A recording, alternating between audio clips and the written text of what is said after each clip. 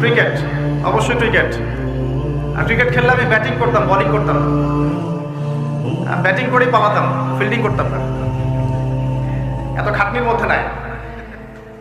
তো খেলতে খেলতে শুনলাম যে বাসায় আমার বাবা মারা গেছেন, ইন্না লিল্লাহি ওয়া ইন্না ইলাইহি রাজিউন। আমার বাবা আর মা এখানেই থাকতেন, ঠিক এই বাজারের সামনের বাসায়। এখানে আমার শৈশবটা কেটেছে।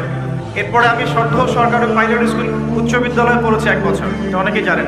আমার শৈশবটার অনেকটা স্মৃতি এখানে জড়িত আছে। আর আজকে তাকবীরের কি লিখন যে সেই মাঠে বসে আমি আপনাদের সামনে দ্বীনের ওয়াজ করছি। আল্লাহ পাক কিভাবে মানুষের তাকদীর লিখে রাখেন। হয়তো সেদিন আল্লাহ পাক আসমানের উপর থেকে দেখছিলেন এই ছেলেটা যেখানে খেলছে আর 20টা বছর পর সে এখানে ওয়াজ করবে, তাই না? আল্লাহ পাক সব জানতেন না? আমার পাশে